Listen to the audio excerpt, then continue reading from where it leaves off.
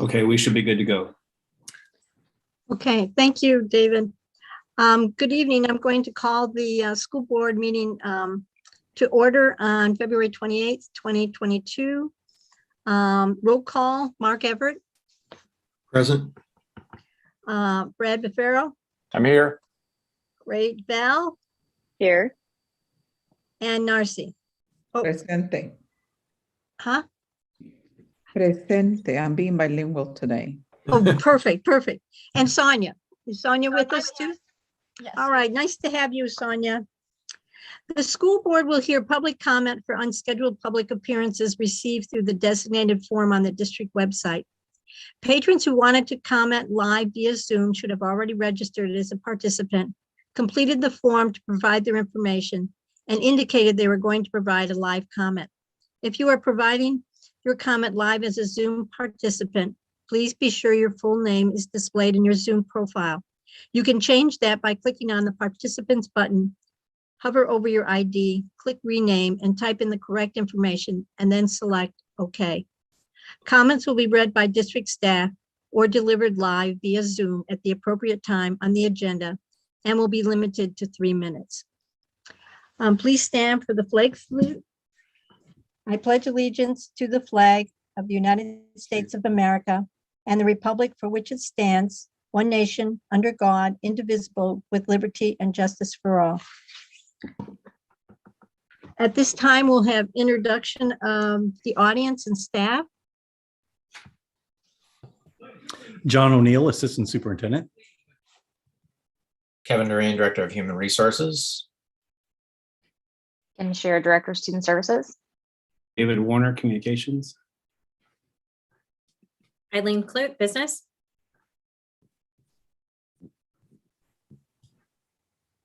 Is that everyone? Okay. Math facilitator. Brenda Lindsay, Math Facilitator.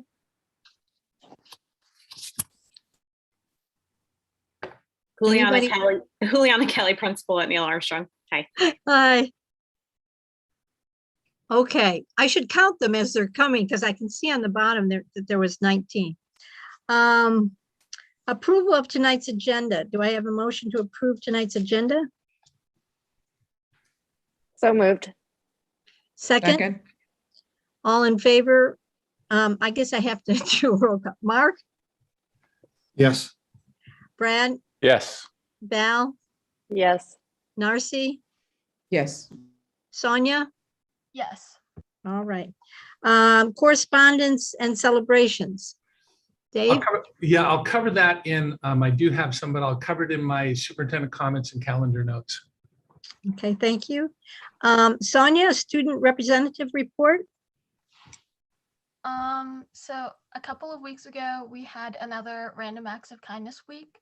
And then last week we had FFA week, which is for Future Farmers of America. There was like a petting zoo and everything. It was pretty cool. And then we also reached our Sparrow goal. So we reached 300 hours. So that's $3,000 to the Sparrows family, which is pretty cool. So that's going towards medical expenses and just food and all the things that they need. And then we are starting spring sports at the moment. We are ending winter sports, and we have a good amount of people who are going to stay or have already won some titles, which is pretty cool. And then forecasting is also going on at the moment. So everybody's signing up for classes and stuff. For future reference, we are having prom on the 23rd of April. And then in terms of how people are feeling, I think that people are more confident going into the second semester than they were going into the first semester. But I know that a lot of people are, a little stressed out and a little, down, not as excited as first semester, but there have been less student incidents than the first semester. So that's definitely a difference between the start of first semester and the start of second semester. And then that's what I have.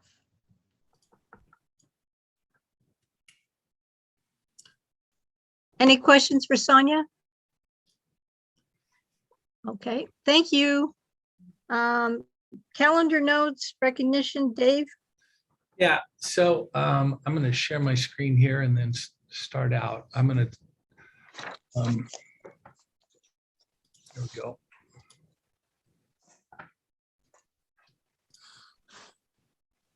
Oops. So I want to start out just talking about where we're at on this pandemic. I'm not going to spend a lot of time on this because the fact of the matter is things are rapidly improving. This is our current map of as of this year, and you can see we're now down under 1,000. We were up above 10,000 at one point, and things are rapidly improving. This is our 7-day moving average right here. There was a new one that was put out today that I don't have, but it's still trending in the right direction here. So things are rapidly improving. I think the best evidence of these are our student counts, student and staff counts for COVID. And this number down here, 22, 2 staff members and 14 students are currently sick with COVID. That number of 22 is the best number we've had since September 29th. So again, things are rapidly improving. Today, actually last week and then again today, the forecast from OHSU on where this pandemic is going is still headed. The red line here is kind of the direction. They're expecting really by the end of June, we'll be at the lowest at any point during the pandemic. So things are still trending in a very good direction for us right now, which is why today I got an email early this morning saying, hey, ODE and OHA are going to meet at 11 a.m. and start talking about this.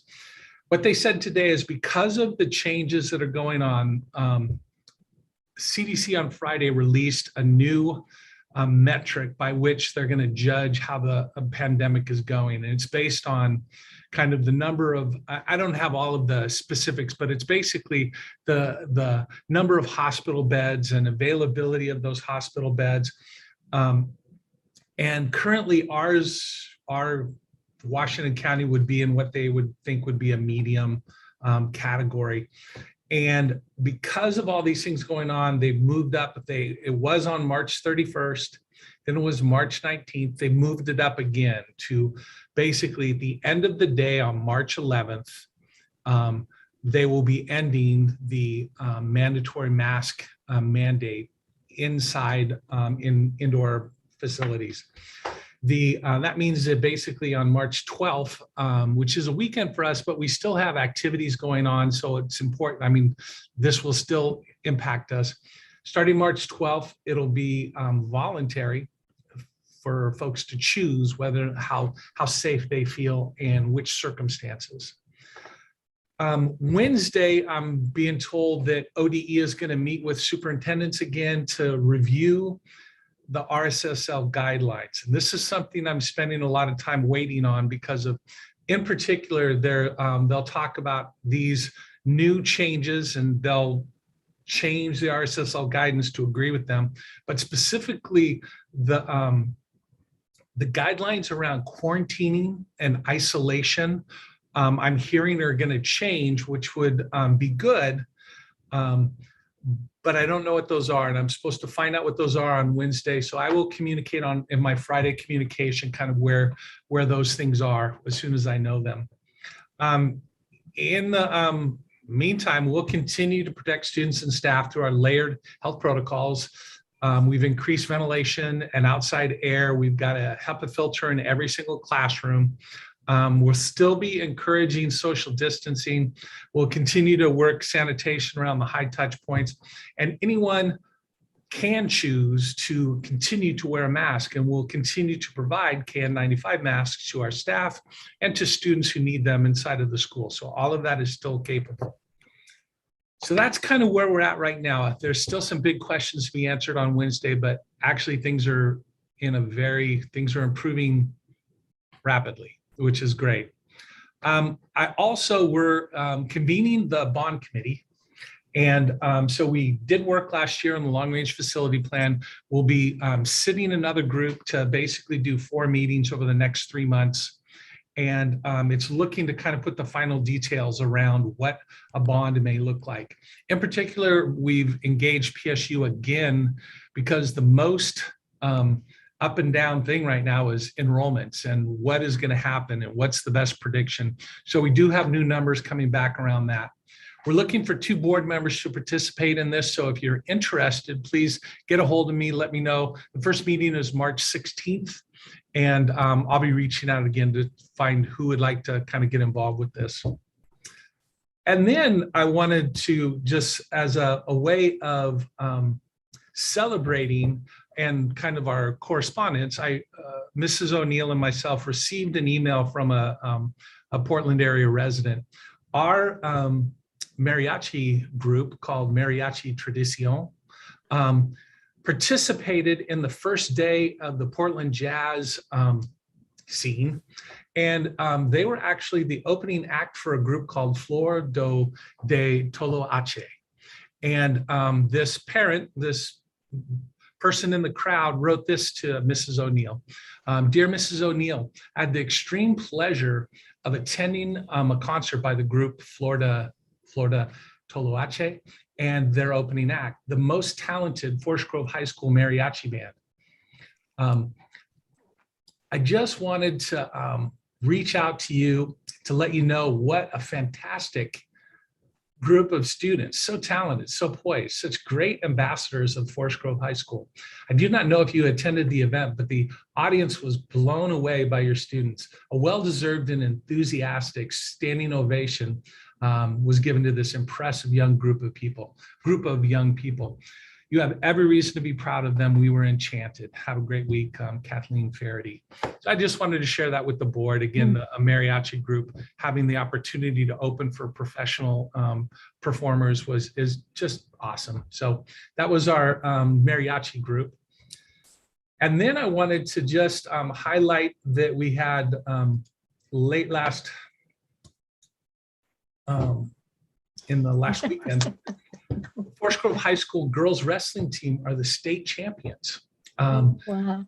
They had several. Ella Taplin was state championship. Kennedy Blanton was second place. Michaela Takahashi was second place. And Jasmine Hopkins was second place.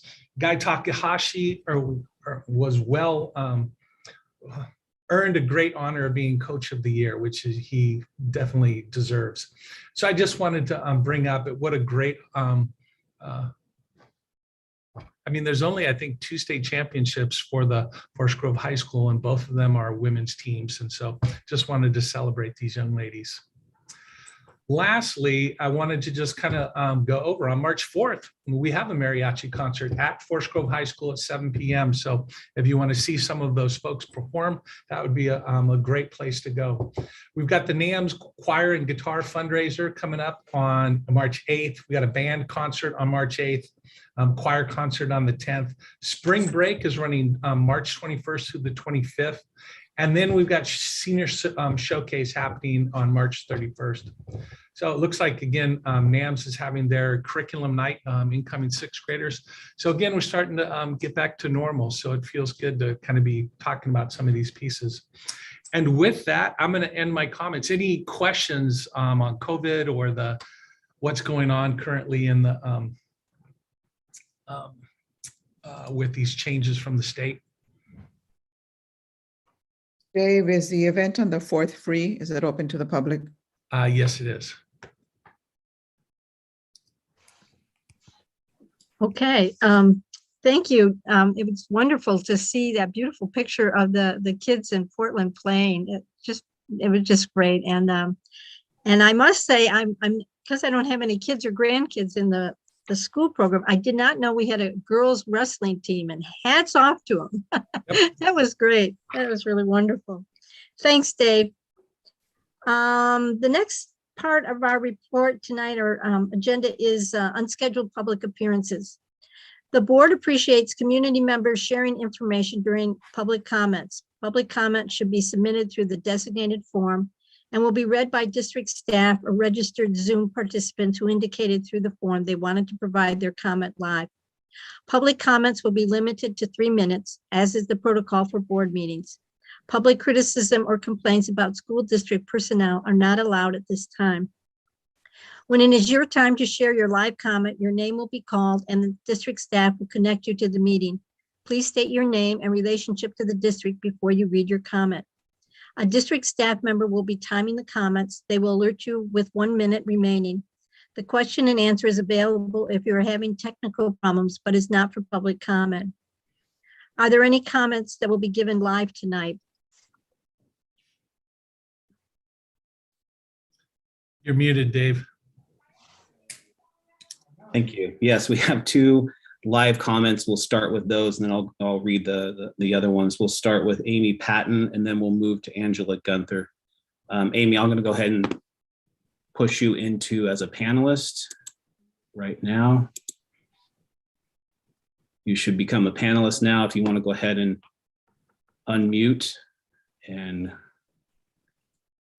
wanted to see if you're showing up there. Yep, you should be. Great, I see you there, Amy. Amy, if you want to go ahead and unmute, and you can go, and I'll start the timer.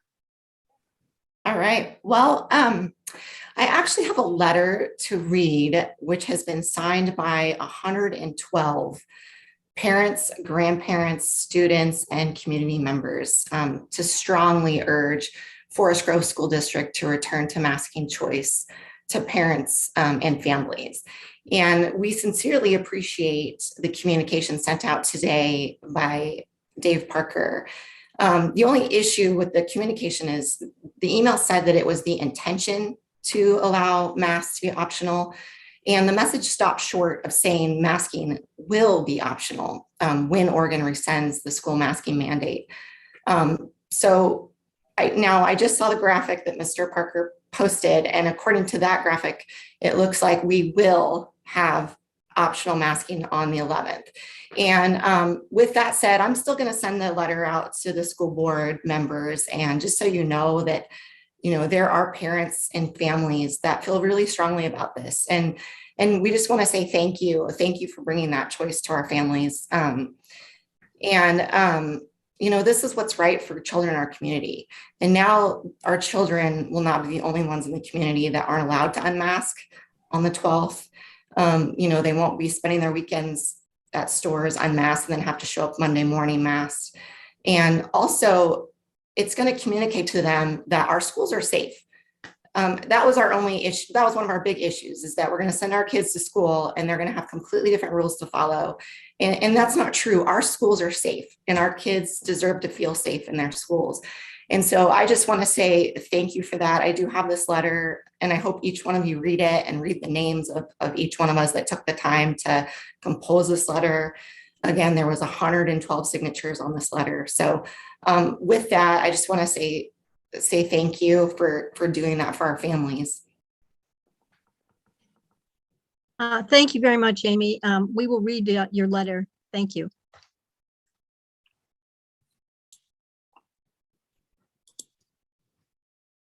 Okay, we'll move to our next one, which is from Angela Gunther. Angela, I'll go ahead and push you over to being a participant.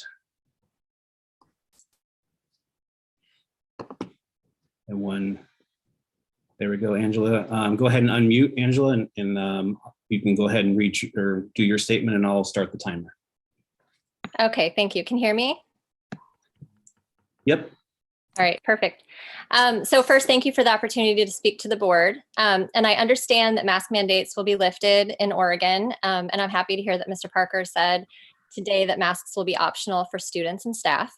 I also understand that you're awaiting updated RSSL guidelines regarding the new rules. So I want to read a letter that I wrote. And of course, I wrote the letter prior to the most recent announcements. However, we've learned from COVID that rules continue to change. And so even though the mask mandates are lifting now, we never know when we'll be asked to mask again. I want to share my concerns with you so that you can take them into consideration moving forward.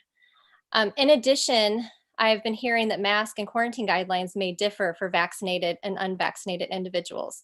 So my letter addresses that concern as well. I'm the parent of 2 Forest Grove School District students, and I'm a health educator. I teach hospital patients about patient rights and informed consent. Informed consent implies that the individual or parent has the option to say no to a procedure or intervention. Parents and community members are asking the state of Oregon and school boards for the right to make informed decisions for their own health and the health of their children. Wearing a mask is not without the risk. There are many health concerns related to mask wearing, including inhaling microplastics from disposable masks, headaches, nausea, fainting, increased heart rate, anxiety, depression, difficulty hearing, speech delays, social and emotional growth impediments, increased risk of infections, behavior issues, etc. So we need to consider the long-term effects. What will the long-term effects be on education, on health, on social and emotional growth? Leaders must consider the risks as well as the potential benefits of any intervention and agree that the benefits of the intervention outweigh the risks. I don't believe that the benefits of masking our children outweigh the risks, nor do I believe our leaders have taken the time to consider the long-term risks of masks or other COVID-related measures. Our children will suffer the most from these short-sighted policies. Your elected position requires that you advocate on behalf of the students, parents, and community members that you serve. I'm proud to see school board members and other districts standing up for the rights of their community to make informed decisions, and I ask for you guys to stand up for the right of parents and students in Forest Grove. As you discuss policies and guidelines henceforth, please understand that tying mask choice to vaccination status would remove choice and segregate students based on personal health information, and essentially puts a scarlet letter on anyone who is unvaccinated. A previous survey revealed that the majority of parents in our district want a choice. Forced masking and mandates will no doubt lead to fewer enrolled students in our district. And again, I want to thank you for your time. I truly believe that we all have the best interests of our students at heart. And I hope that you consider the concerns of the parents in our district. So thank you. Thank you, Angela. The next are being read, or do we have 3 panelists? No, David? I've got 3 more to read, but those were our 2. Okay. So All right, you may go ahead. Okay, give me 1 second. Okay. Our next one is from Michelle Labrum. My name is Michelle. I have 2 children who attend school in the Forest Grove School District. Recently, I asked them if there was anything they would like to say to the adults in charge of masking rules in school. The response was an immediate and emphatic yes. The first statement is from my 5-year-old daughter. I want to say that I don't like masks. No one can tell if I'm happy or sad, and that hurts my feelings sometimes. One day I had a friend who was crying at school. I tried to help her feel better, but she couldn't tell that I was smiling at her because my mask was in the way. I would really like to go to school without masks to see what that is like, because I think more kids would be happier. The second statement is from my 8-year-old son. I don't want to wear masks anymore at school. People have a really hard time understanding what I'm saying, and that makes me not want to talk at all. It's really hard to breathe during PE because we run a lot and we have to keep our masks on. Then my mask is sweaty. I also get sores on my lips and face from wearing a mask all the time. It really hurts my skin. Last month, a lot of kids in my school tested positive for COVID, even though we were all wearing masks. They felt fine, but still had to miss school. Lots of us are vaccinated, even though it was scary, and I don't like to be poked. We have really tried to follow the rules, but we are tired of doing them when they don't seem to be helping anything. Can we please try to go to school without masks? Our next one is from Sam Dixon. I want to voice my support for the removal of universal masking in our schools. Over the last several weeks, I have spoken with many FGSD staff members, including administrators. In those conversations, they talk about how they frequently hear from concerned parents who fear for their child's safety if masks are not in place. I understand those concerns. However, I would urge those parents to look at the data regarding COVID-19's risk to their children. For instance, children between the ages of 5 and 14 are 10 times more likely to die in a car accident and 5 times more likely to die from homicide than from COVID. These are just 2 examples of what little threat COVID poses to those kids. Furthermore, nearly every single person in our school is eligible for a COVID vaccine and has the ability to wear an N95 mask, both of which provide great protection. Bottom line, we are way past the point of needing universal masking, especially since most masks being used are cloth, which according to the CDC offer little protection. Anyone who is still concerned about COVID has the tools available to them to protect themselves. We as parents and consenting adults need to be allowed to perform our own risk assessments and decide when precautions we want to take or not take as we see fit. Thank you. Our final one is from Bella. Hi, my name is Bella. I'm a 6th grader and I go to Tom McCall. I know mask guidelines are changing, but I'm afraid that you will still make us wear them in school. I think they should be a personal choice as I don't think they are very effective. Kids often pull them down, touch their face, and then touch other things. So their germs are getting everywhere. Many other families think it should be a personal choice and others think we should still wear them. I think it should be up to the family. In PE, a lot of my friends are really exhausted after class and I sometimes feel like I'm struggling to breathe. So if you can at least lift them during PE, that would be amazing. Also in my classroom, it's very difficult to hear what anyone is saying with masks. Thank you, Bella. So that's all the comments we have. Okay, thank you very much, David, for reading those. Any comments by the board or Mr. Parker? Well, I was just going to clarify what Amy brought up. It's our intention to make it voluntary masking. So my words, I don't know if I used exactly the right words, but we would on March 12th, our first day back, it sunsets at midnight on the 11th. It starts on the 12th. So our first day back would be the 14th. We would be moving towards voluntary masking on March 14th. So that's the intent that we're after. Now I just have to figure out what these quarantining guidelines are going to be surrounding vaccinated, unvaccinated, and the rest of that, because that would come from us to us from OHA. Kate, I wanted to just say thank you for the comments, in particular for the children. I appreciate their advocacy and their voice. Yeah, I agree. I think everyone on the board and the staff would all like to remove the mask, but we are, again, have to follow the guidelines. And I'm glad that it looks like we're getting to the end of this pandemic. So I'm crossing my fingers. So I hope that we can return to some sense of normalcy for everyone. I'm going to move on to the consent agenda. The consent agenda is made up of routine, non-controversial items to be voted on under one motion. Are there any items within the consent items a board member or the superintendent wishes to discuss separately? Okay, do I have a motion to approve the consent agenda? So moved. Second? Second. All those in, you have to vote. Mark? Yes. Narcy? Yes. Val? Yes. Brad? Yes. And I'm a yes also. Tonight, the first presentation is Neil Armstrong's middle school math intervention classes. And I think John O'Neill, are you going to present, John? I'm going to go ahead and introduce our presenter. Thank you, Kate. Thank you. As the school board knows, district math intervention classes were implemented at Neil Armstrong School this fall, using SIA funds to help accelerated student skill development in mathematics.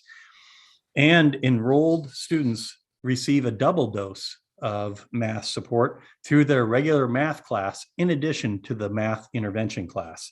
Tonight's presentation will share the program's goals, the student enrollment, an overview of the program, student performance growth data from fall to winter, and to provide time for questions from the board. Tonight's presentation is by Allison Samuel, secondary math facilitator. And as you can see, Neil Armstrong principal Juliana Kelly has joined us tonight. And between the three of us, we hope to answer any follow-up questions the board may have. So without further ado, Allison. Thank you, John. So I am Allison Samuel. I'm the secondary math facilitator. And as John said, Juliana Kelly is the NAMS principal, and she is with us today as well. And I also wanted to shout out to our two math intervention teachers at NAMS. They are Ron Bloker and Chris Fletcher. Both of them are new to the position this year, and they're funded out of SIA. And they've done an amazing job with their students and have shown tremendous growth. So the math intervention program is designed to fill in missing prerequisite skills to students so they can fully access grade level material and take regular Algebra 1 when they enter the high school. The primary program we use is ALEX, and it is supplemented with Reflex and FRAX. These programs allow us to facilitate individualized instruction for each student in math intervention. Student placements into math intervention are made using a combination of grades and standardized test scores. We're still not able to get all of the students who qualify for math intervention actually into the class because of a lack of capacity. We didn't get our third position funded, and due to scheduling conflicts with other programs. So this graph shows the data for our 7th graders. The first bars on the left are the total of all 7th graders at NAMS.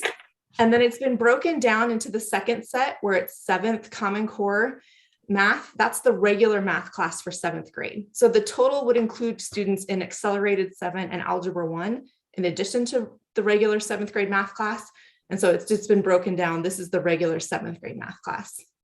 Then we broke it down further to the students that were supposed to be in math intervention. So the students that qualified for math intervention, we have the group that actually were scheduled for math intervention, and then the students who were not able to get scheduled for math intervention.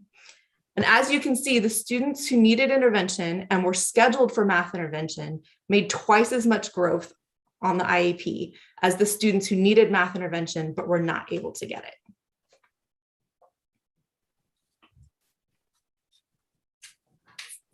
IEP results for the 8th grade, it's broken down similarly. Total would be all 8th grade students, which includes students in Algebra 1 and geometry, as well as regular 8th grade math.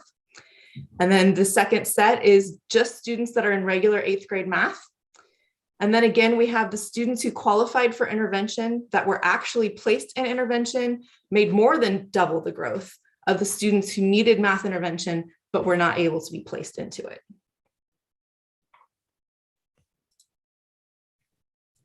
ALEX is the main program that we use for the math intervention class. This graph shows the average growth of students in each of the courses that they're placed in ALEX. The number that has N equals in it, that's in the orange bar, indicates the number of students enrolled in that particular ALEX course. Students are placed into the ALEX courses based on their current skill level and what they will be ready to access. The regular grade level courses have topics that are direct prerequisites for grade level material, and then they actually move into grade level material once students hit the 50% mark. The courses with RTI, which is response to intervention, are 100% prerequisite material for that grade level. We also have students that have placed below the 7th grade level, and they're in the far left bars on this graph. They're in 6th grade all the way down to 3rd grade level. And you can see the growth is quite remarkable for all of these students between fall and winter.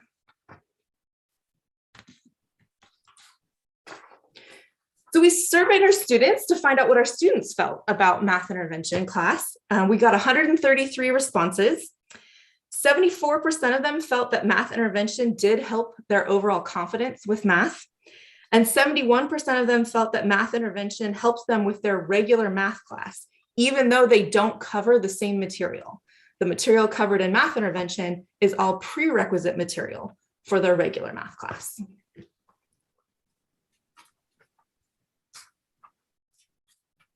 We also use Reflex and FRAX in the math intervention. Reflex is the math facts program that we currently use in our elementary schools, and FRAX is its fraction partner that helps with fraction operations. Students are placed based on a timed multiplication test to see whether they need more work with their math facts or if they're ready to work on fractions. We actually have 7 students that completely finished the program and are waiting for the new module that's coming from FRAX that we're expecting to get in March. When we interviewed students and asked them about reflex and FRAX, 72% of them felt that this improved their math fact skills. We went ahead and collected some quotes from students and from the teachers. The students overall appreciate the program and also frequently mention their teachers and how helpful they feel their teachers are in that class. The teachers talk about how it provides support for prerequisite material without taking time away from the grade level material that also needs to be taught in the regular math class. There are 3 different ways to exit the math intervention program, but the most commonly used one is to get a low risk score on the IAP. Some of our students that actually were able to exit the course chose to stay in math intervention because they really felt it was beneficial to them and was helping them so much in their regular math class, they didn't want to lose math intervention. Our long-term goals are to increase the number of 9th grade students that are ready to enroll in regular Algebra 1 when they enter high school. And we also want to put ourselves out of business at the middle school and eliminate the need for math intervention there and move that math intervention resources down to the most impacted elementary schools. So I went through that quickly. I was told not to read the slides, so I did not. But if you have any questions, I'd be happy to answer any questions you have. Allison, this is Brad. So they're taking regular math and then math intervention. So what are they not taking in their regular schedule? An elective? An elective. Okay. And do some kids choose not to take the math intervention to take the elective? They have a program hierarchy that the counselors use as far as which programs take precedence.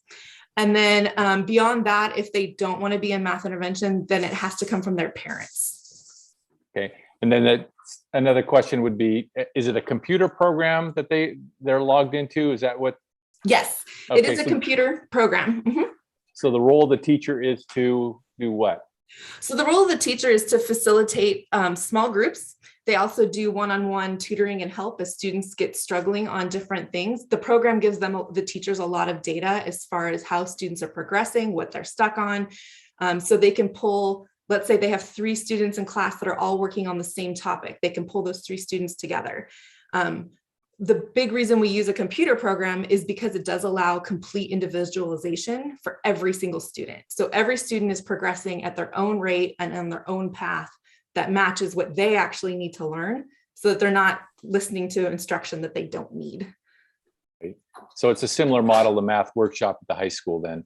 Yes. Okay, thank you. Mm-hmm. Hi, Allison, this is Valerie. Go ahead. Hi. Sorry, Mark. Go I ahead. was wondering, you mentioned in a slide that at 50% is when they hit grade level. So none of the intervention students have hit grade level for the first semester? Not in the Alex working in program. intervention? Mm-mm. Okay. I would also like to see more instruction, like teacher-led instruction in these programs. I don't like taking away an elective from a child and then putting them in front of a computer and saying, learn. I think that we need to have more focus on instruction in these types of programs. And I'd like to see kind of what the data would show with instruction versus the Alex program. Yeah, there is some instruction. They do small group instruction. Large group instruction is more on skills like how to take notes, how to get help from, if you're watching a video tutorial, how is that helpful? If you have an explanation, what kind of notes do you take? If you're allowed a tool like a multiplication chart, how do you use it? So they do those kind of whole group instruction, but the math actual instruction is small group or on the computer. Yeah, it just kind of seemed like in that slide too. I mean, so when you were saying that the kids that took intervention, they went up 5%, and the kids that were supposed to be in intervention but weren't went up 3%. To me, that doesn't seem like a big difference. Well, it's double the amount of points. So the percent is the percent score on the IEP. And so if you look at the actual point breakdowns, like in the standards that were taught in the 7th grade classes, they did make double the growth. So the 7th grade growth factor was 1.947, and the 8th grade growth factor was 2.28 for the intervention versus the not in intervention.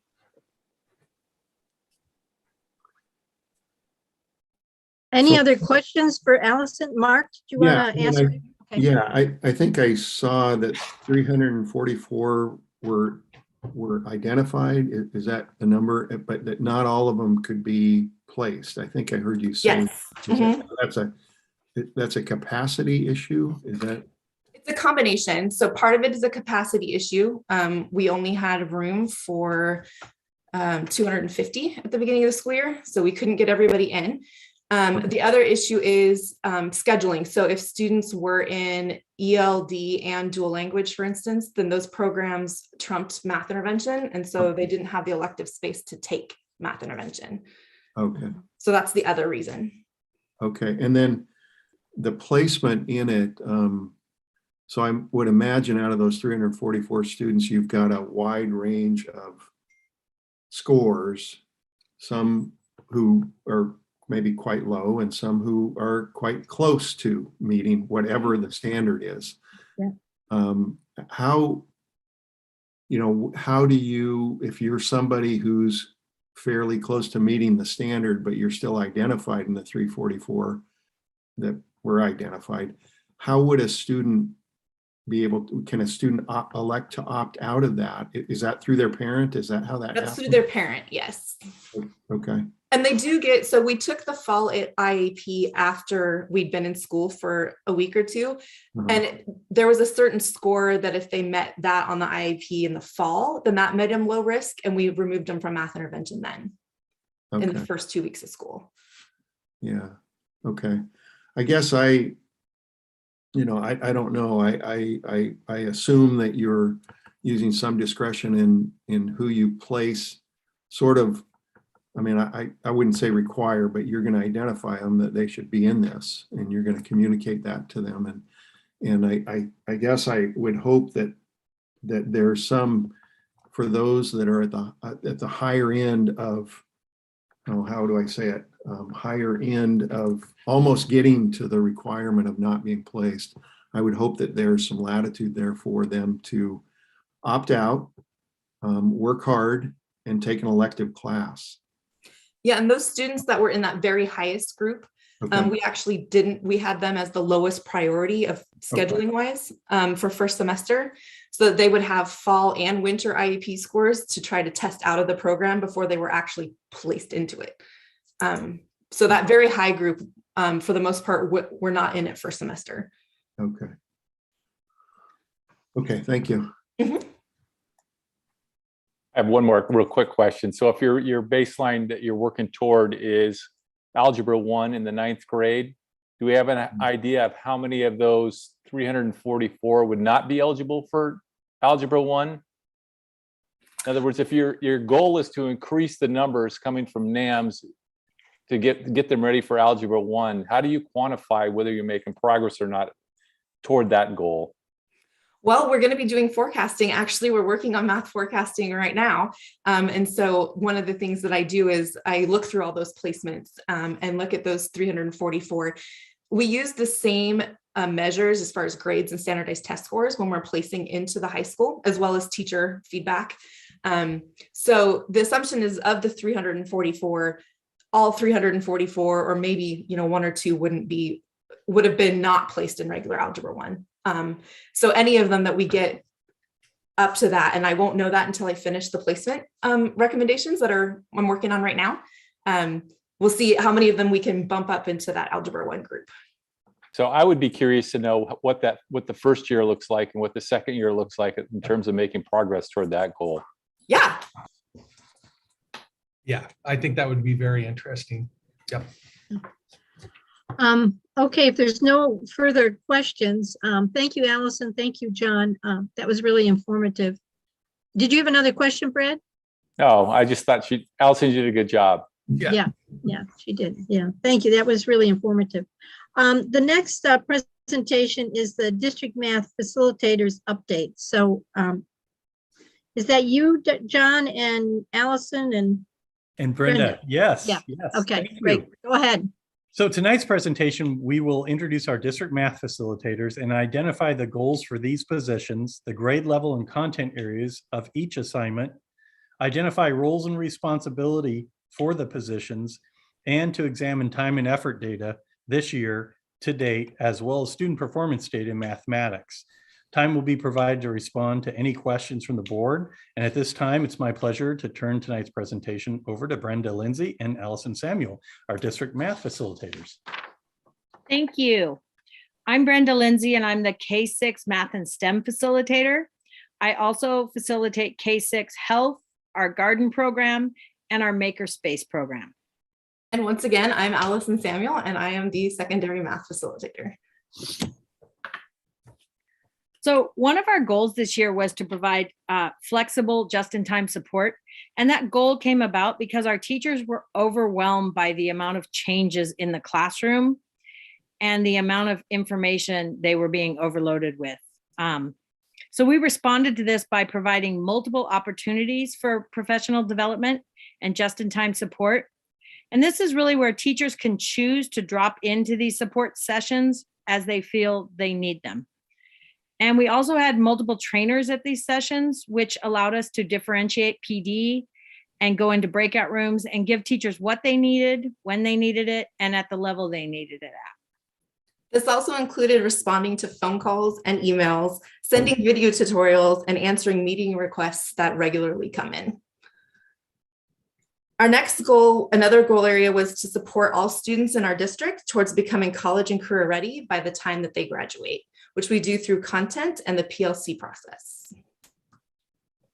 And for PLCs, for the last 3 years, I've worked with Tom McCall, and this year we brought the same PLC process down to 3rd and 4th grade teachers. And in that process, we actually review the IAP by the strands that they've taught between fall and winter, and then again between winter and spring. And then we look at this data, and we look at the data by strand, student by student, to determine which students are meeting, which students are nearly meeting, and which students are far from meeting.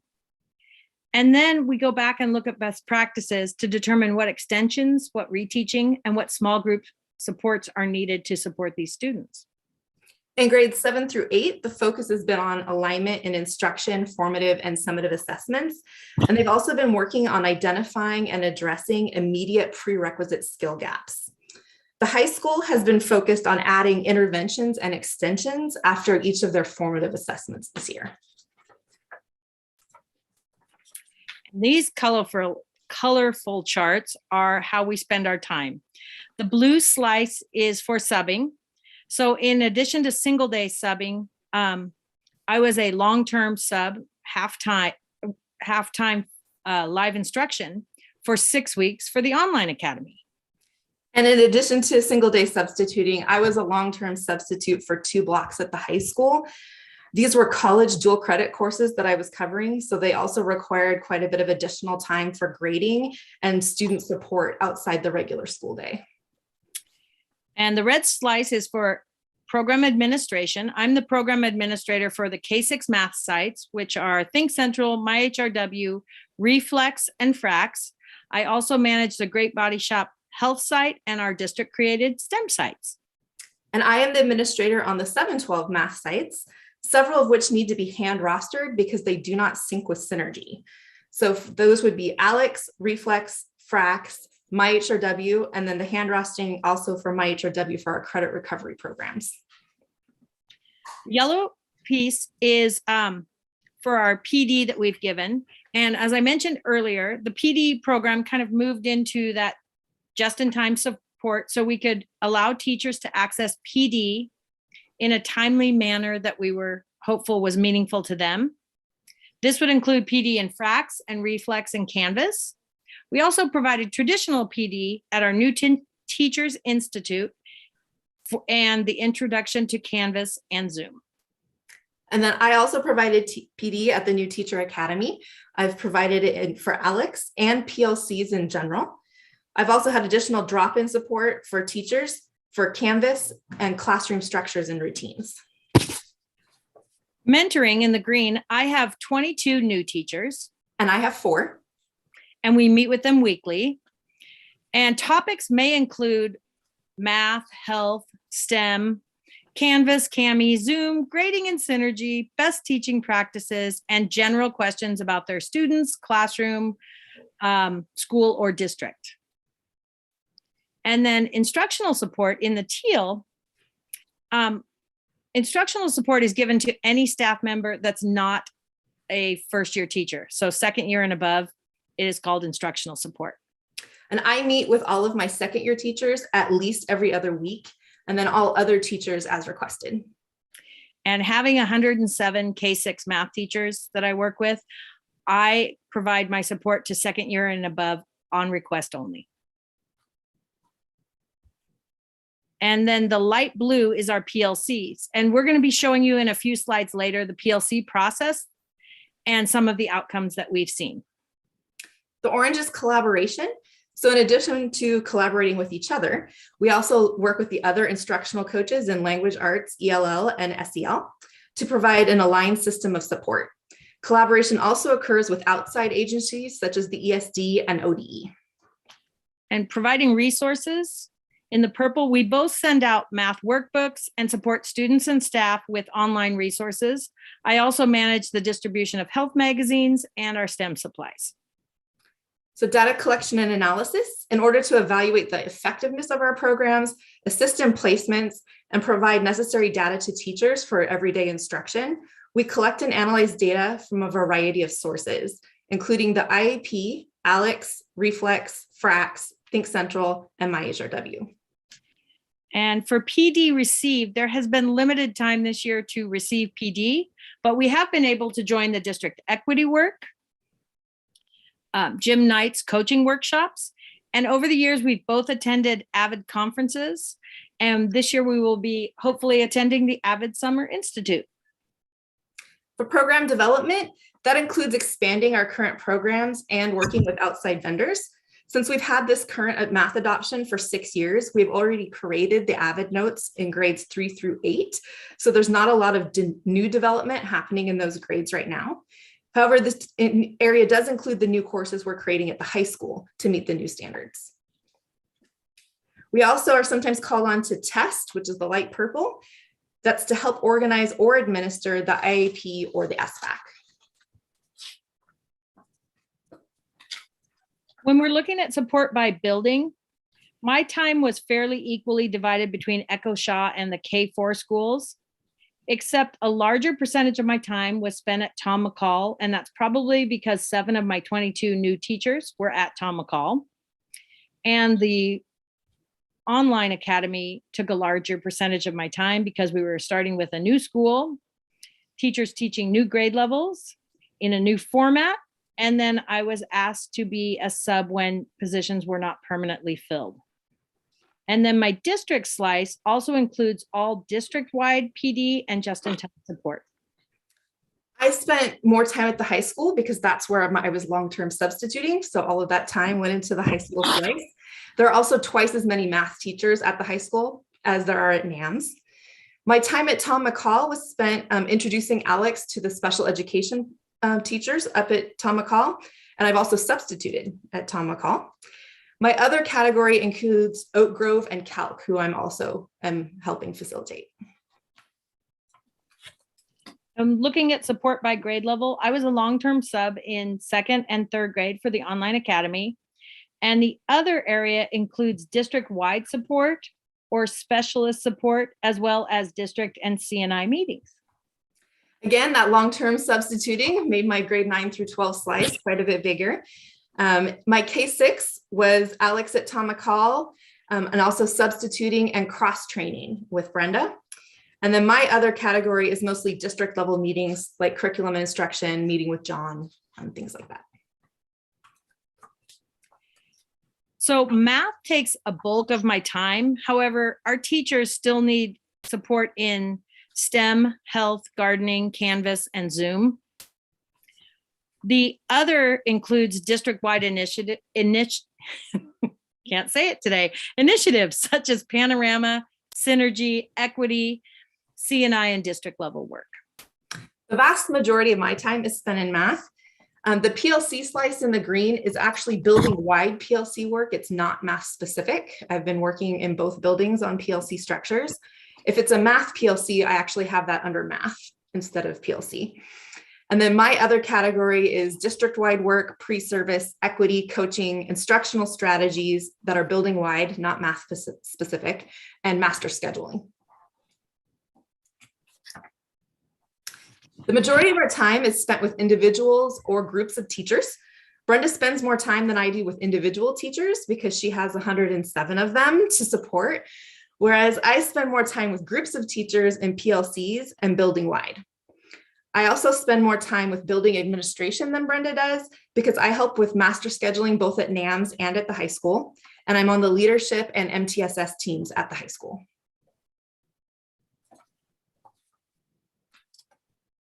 Since K-6 does not have a department structure like the secondary schools, I give department level support, which is in that dark green, and more PLC support, while Brenda spends more time on individual classroom support. Brenda also has more district level support because she often works across multiple K-6 buildings. And this is a breakdown of the IAP by strand, which has been a PLC focus this year in grades 3 through 6, and 2 years before that in grades 5 and 6. Just so you know, this data does not include Echo Shaw because they were not finished with their IAP testing at the time we ran these graphs. But we look at the content area taught, and we see which students are meeting, nearly meeting, and far from meeting. And then we look at the best practices, like I spoke of earlier, and determine what extensions, reteaching, or small group support is needed. And so if you look at 3rd grade, the content area taught, the first one taught was numbers and base 10 operations. And part of the NBT, or numbers and base 10 operations, would have been taught before we even took the fall IAP because we don't walk in and test students on the first day of school or even on the first week. So NBT was started before the fall IAP, but NBT was taught, and then operations and algebraic thinking was taught. And OA, or operations and algebraic thinking, is actually approximately 33% of the ESPA test and also 33% of the IAP. And we also saw, interestingly enough, we saw the next highest gains was in fractions, which hadn't been taught, but students were starting to work on FRAX, which is our fraction program that Allison talked to you about, which talks about number fluency in fractions. But as you can see, we had much higher gains in OA and MBT than in MD, MD supporting, and geometry, which is measurement and data supporting, and geometry, where tier 1 instruction has not yet occurred. And then I wanted to show you an example of part of the PLC process. And so this is an example from a 3rd grade teacher. On the left is her fall data for NBT, and on the right side is the winter. And as you can see, the number of students in high risk in her class dropped from 47 in the fall to 28.5% in the winter. Some risk did the same, dropping from 47% to 28.5%. And low risk in her class rose from 6% to 43%. And then this teacher highlighted in blue students that she believed could move to some risk. And then she highlighted in yellow the students that she thought could move to low risk. And the teacher actually looks at the names and their scores when she's determining next steps. And initially, this teacher actually created this before we actually had the PLC winter process because she was so excited to look at her data.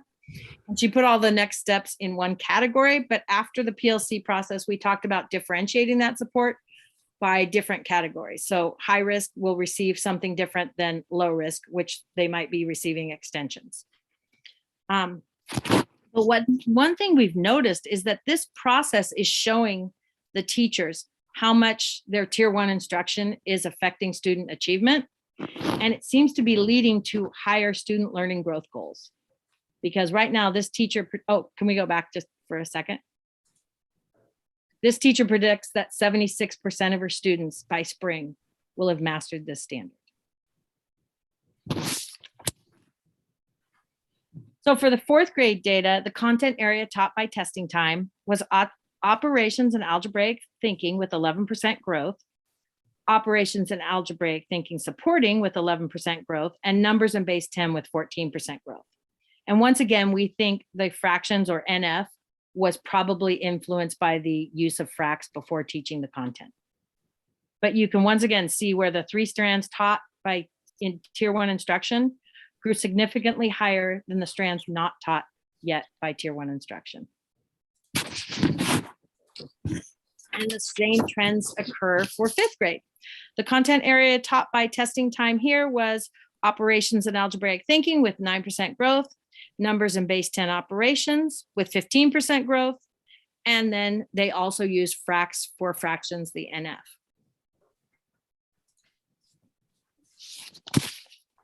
And last, for my group, 6th grade, the content areas that they taught were ratios and proportions, showing 13% growth, number systems, where they had 16% growth from fall to winter, and number systems supporting, where they had 20% growth from fall to winter.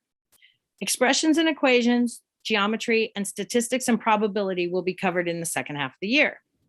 So this work has really led to great conversations and collaboration on spiral reviews for warm-ups, extensions, and reteaching activities, and specifically targeted to the kids in the areas that they're at. In the 7th and 8th grade, the content strands are not quite as nicely delineated as in K6 during instruction. They tend to spiral around a little bit more and come back later. But the content predominantly taught by the winter IEP were number systems, which showed a 13% growth, and ratios and proportions, which showed a 10% growth. And then they had just started with expressions and equations, which has a 5%. As you saw in my earlier presentation, the intervention, students in intervention that needed it doubled the growth almost of the students who did not receive it. And then in 8th grade, the content that was predominantly taught by the winter IEP is functions, which showed 12% growth, number systems, which showed 12% growth. And then they were also in the middle of working on expressions and equations, which has 6% so far. The 10% growth in statistics and probability is actually coming from cross-curricular projects and other curriculum areas. They've been working on looking at charts, graphs, and statistics in language arts, social studies, and science. And so that's actually where we think that growth is coming from. And then once again, as shown in my other presentation, students in math intervention did double the growth of students who were not in math intervention. Okay, we were asked to provide anecdotal information from teachers.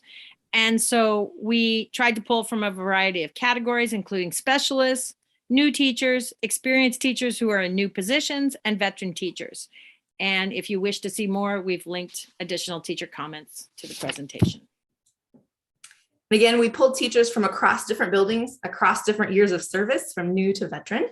I had told my teachers their comments would be anonymous, so I have their buildings listed instead of their names. The time spent working with teachers and PLCs, as well as the IEP growth data, clearly shows how we are working towards meeting our goals. One of us is funded by SIA and the other is funded out of Title II. As you've heard this evening, Brenda works with over 100 teachers across multiple subject areas, and we would really appreciate another K6 position funded out of SIA. Are there any questions?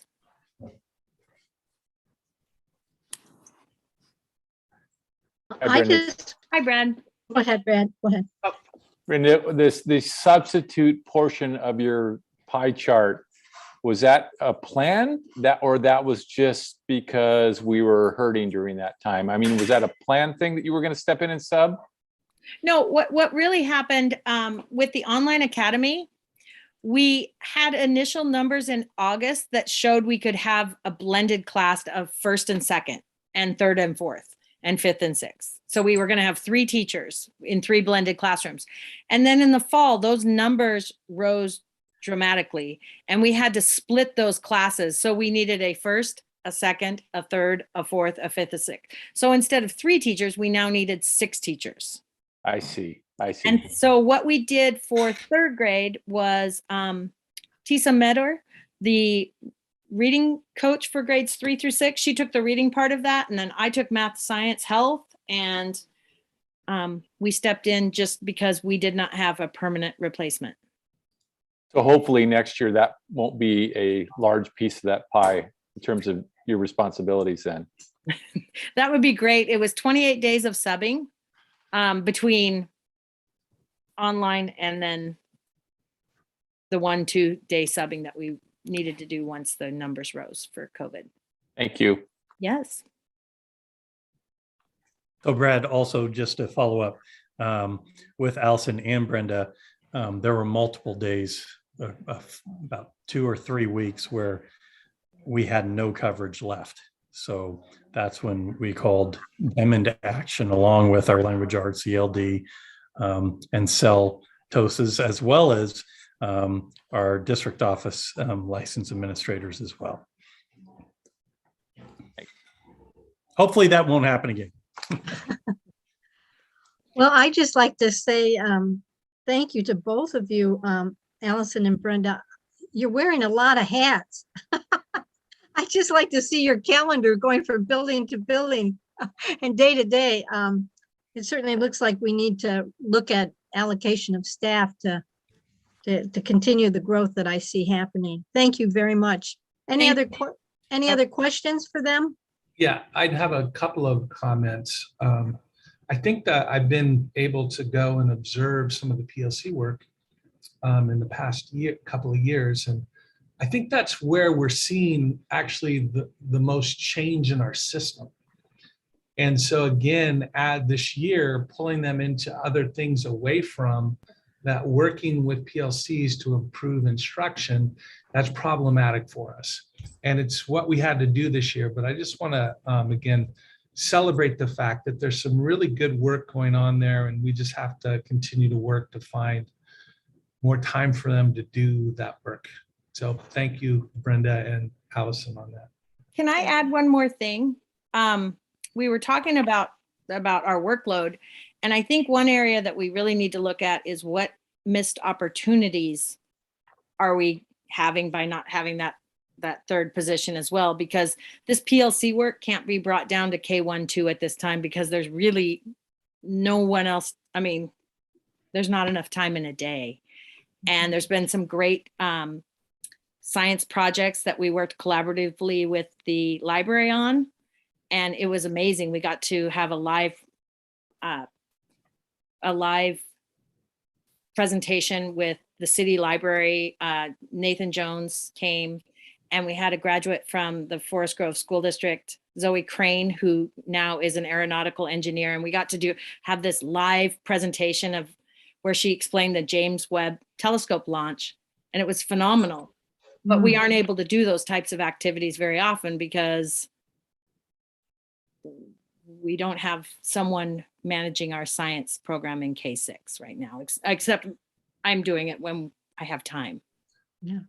Which being a science teacher, I will highlight the fact that, again, I think that is an area, K6, where we do have some needs of folks to help facilitate and support that science instruction. Brenda is doing awesome work doing that. But again, the math actually needs focus. So there's just some work for us to do around systems here.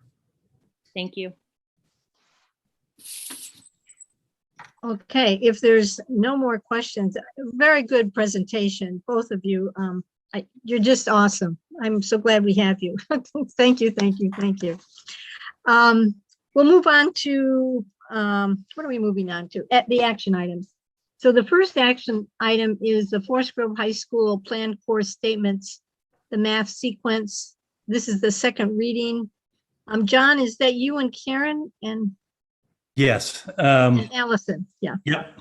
So as you know, the Forest Grove High School administration, the high school math department, and the high school leadership team have reviewed the new ODE standards and have proposed the following courses for board approval. GDS Geometry, a semester-long course, GDS Data Science, a semester course, and Data Science, a year-long course. This information was provided at our last board meeting on Valentine's Day, February 14th, as a first read. And tonight we are providing a second read and to ask if there are any questions from the board, as well as ask for approval. Are there any questions? Okay, I need a motion to approve the plan course statements as proposed. So moved. So moved. Do I have a second? Second. Discussion? Second. Thank you, Val. If there's no questions, then we'll do a roll call vote. Narcy, Yes. Val, Yes. Brad, Yes. and Mark, Yes. and I'm a yes also. Motion has been passed. The next action item is the Northwest Regional Education Service District 2022-2023 Local Service Plan. And Dave, you're going to present this? Yeah, on let's see, February 14th, I presented the plan and kind of where it was at. I haven't received any questions in email. Today is our last day to approve this. So I'm thinking that everyone is in line with this right now, but I would take any questions if you do have them now. I can answer those or attempt to answer them. So my only question or comment, Dave, is I think you said that price had, I guess, administrative cost had increased a little bit. Is that right? Yeah, what we're being told right now is it's going to be about a 2% increase. 2%. Okay. Yep. All right. Okay. Any other questions for Dave? If not, I will make the motion. I move to approve the 2022-23 Northwest Regional Education Service District Local Service Plan as presented. Do I have a second? Second. Discussion? All those in favor? I think we're in regular board session. Soon we will be. Yeah. Val? Yes. Okay. Brad? Yes. Mark? Yes. Narcy? Yes. And I'm a yes, and that motion has passed. We will move on to future action items. Do any board members have anything to share or add to the current list of future items? No. Nope. Okay. And Mark, Kathy's asked me that you will report on the Financial Oversight Committee meeting that you and Brad had on February 17th with Eileen to discuss the current cash flow, appropriations, and other financial matters at the next meeting? Yeah. Or is that, yeah. Okay. Yeah, we did. We met on the 17th, Brad and Eileen and I. Just Eileen does a great job of sharing the financials for the district. She walked us through where we are in terms of our spending so far this year, outlined where she thinks we'll end up at the end of the year, and that's all going to come out public when we get into the budget process. But it's always an informative meeting when we meet, and it's a good discussion about how we're doing financially. So appreciate it. Yeah. Okay, thank you, Mark and Brad, for being on that committee.